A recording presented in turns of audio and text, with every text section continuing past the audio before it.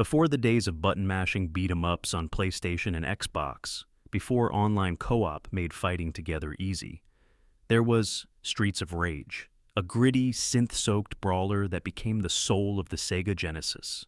It wasn't just a game, it was a movement.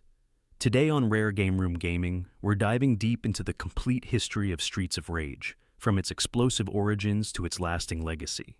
We'll explore rare developer details, untold stories, its cultural impact, and how it stacks up against other classic and modern beat-em-ups. So, if you love retro gaming history, hit that like button, subscribe, and tap the bell icon so you never miss another video. And don't forget, drop a comment below and tell us your favorite Streets of Rage memory or suggest which game we should cover next. Now, let's get started.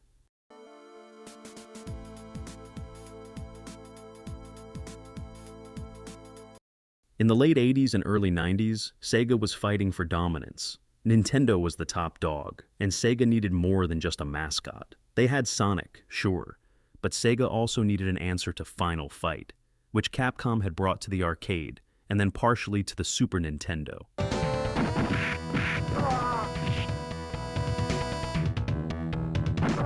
But here's where things get interesting.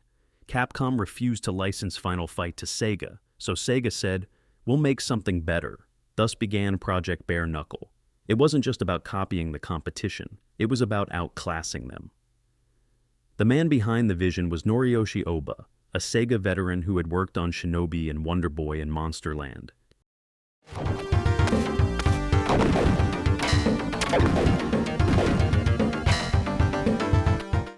He envisioned a beat-em-up that combined the structure of Golden Axe, the music and culture of the Japanese club scene, and a modern-day vigilante fantasy inspired by the Warriors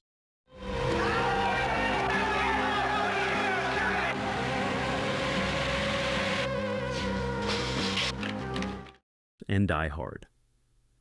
Ohba's team at AM7, also called Team Shinobi, took charge. They were already known for their work on the Revenge of Shinobi and Golden Axe, and they brought that same gritty energy to this new game. Sega greenlit the idea, and the team began crafting a side-scrolling brawler that would lean into the power of the Genesis hardware. And yes, it released as Bare Knuckle on the Japanese Mega Drive in August 1991. North America and Europe got Streets of Rage soon after, but if you've only played the US version, you might have missed some subtleties. We'll get into that later.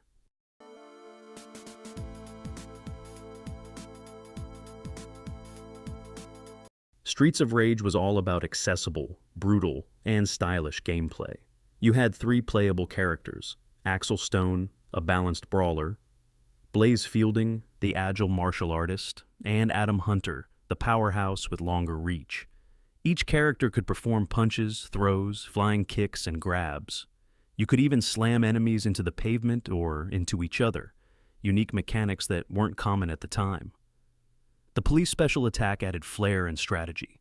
Once per level, you could summon a former colleague who'd show up in a squad car and fire off a bazooka, wiping out enemies with a flaming screen-clearing blast. It was iconic, cinematic, and satisfying. The game had 8 distinct stages: city streets, inner-city slums, a shipyard, a factory, an elevator with transparent floor views, and even a luxurious tower filled with neon and enemies in suits. Each environment had different enemy types and hazards. Streets of Rage was designed with co-op in mind. You and a friend could team up, but friendly fire was always on. So teamwork, not button mashing, was key. That added depth most beat-em-ups lacked. And unlike many brawlers, there was a non-linear element at the end. When you reached the final boss, you could choose to join him. If both players disagreed, you had to fight each other.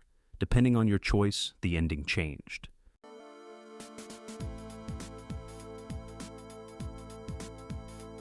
Let's talk about the music, because Streets of Rage might have the greatest 16-bit soundtrack ever made. The man behind the music was Yuzo Koshiro, a composer who had already impressed gamers with his work on The Revenge of Shinobi and ActRaiser. But with Streets of Rage, he went all in on club-inspired house and techno music, way ahead of its time. Koshiro composed the soundtrack using a custom-developed language called Music Love, which he wrote himself in assembly language. This allowed him to squeeze every last drop of power from the Genesis's FM synthesizer chip. The result? Tracks that sounded like they belonged in a Tokyo nightclub. From the bass-heavy grooves of Stage 1 to the pulsing synth of the final boss fight, this wasn't video game music. It was music, period.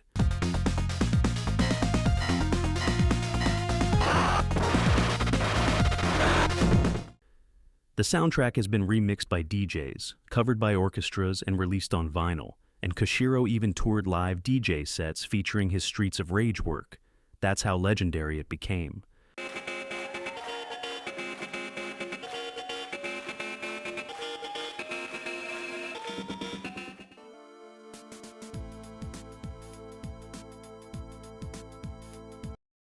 Now, let's take a step back to the early 90s. Kids were flipping through Saturday morning cartoons when this ad came on. The largest and hottest library of 16-bit games plays on Sega Genesis, featuring Streets of Rage, the fighting game that'll knock your socks off, with 40 individually controllable attack moves, and a neighborhood crawling with punks, muggers, and urban slime. Streets of Rage, only on the 16-bit Genesis system from Sega. That was the golden age of over-the-top game ads. The announcer's voice, the explosions, the exaggerated action. It perfectly captured the tone Sega was aiming for. Notice how they focused on attitude, action, and the raw energy of the game, rather than just the features. This commercial helped cement Streets of Rage as the cool game to play when you wanted something edgier than Mario.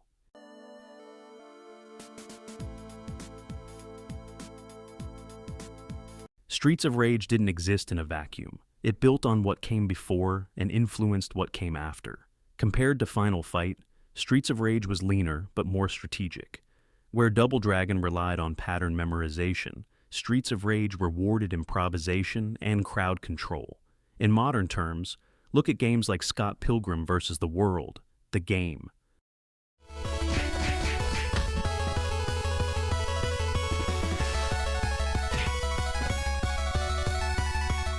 River City Girls. Tomorrow's lunch is vegetables and rice. Don't let those girls out of here. Or TMNT, Shredder's Revenge. Oh, thank you. Sorry about the bother. They all owe something to Streets of Rage, whether it's level design, tag team mechanics, or soundtrack style. And even outside the genre, games like Hades or Dark Souls share the DNA of one against many brawlers. It's not just button mashing. It's about spacing, rhythm, patience, and knowing your enemy. Streets of Rage helped build that DNA.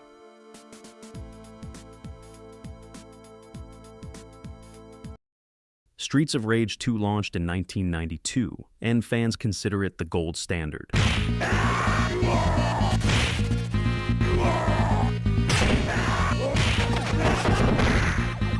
It introduced deeper combos, special moves, and iconic characters like Max Thunder and Skate. Streets of Rage 3 followed in 1994.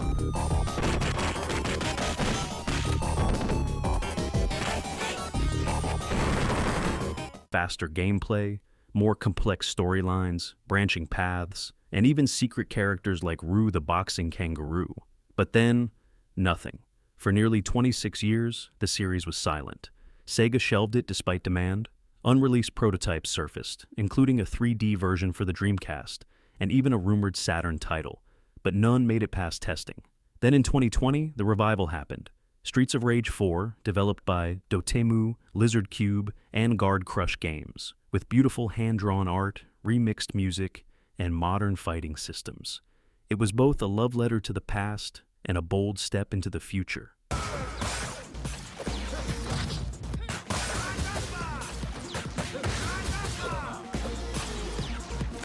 The game has sold over 2.5 million copies and even won multiple indie awards. Fans new and old embraced it, showing that the rage had never really gone away.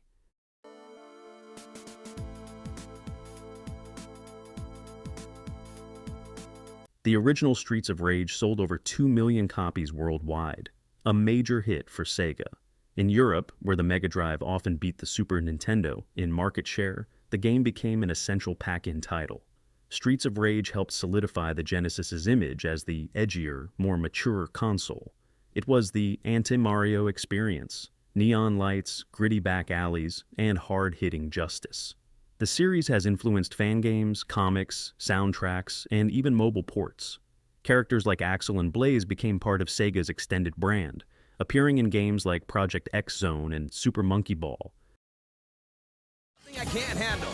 Let's roll. Okay, hang on. Hey. Yo. Blaze even made it into Streets of Kamurocho, a Yakuza crossover. The Streets of Rage name lives on in cosplay, music videos, speedruns, and forums. It's a cornerstone of 16-bit culture.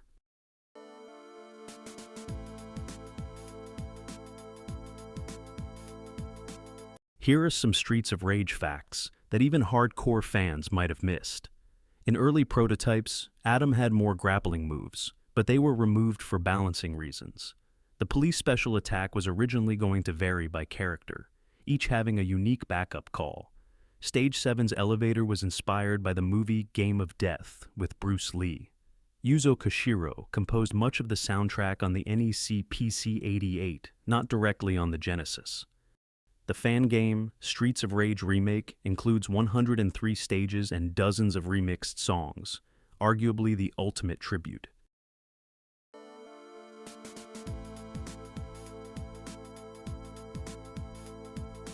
Streets of Rage wasn't just a game, it was Sega's declaration that beat-em-ups weren't just for arcades, they were for your living room, with a friend, a bag of chips, and music that hit harder than the punches.